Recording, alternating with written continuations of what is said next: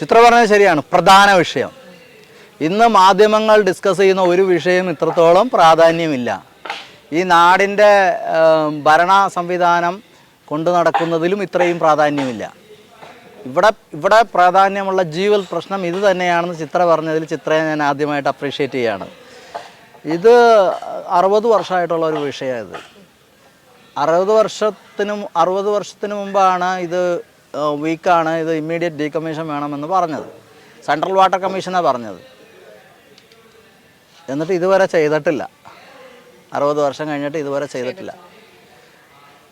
അത് ഗുരുതരമായ ഒരു കുറ്റകൃത്യമാണ് ശരിക്കും. കാരണം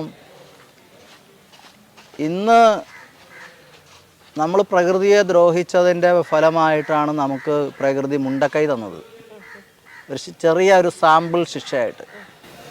അപ്പം അതിലും വലുതാണ് വരാനിരിക്കുന്നതെന്നാണ് പറയുന്നത്.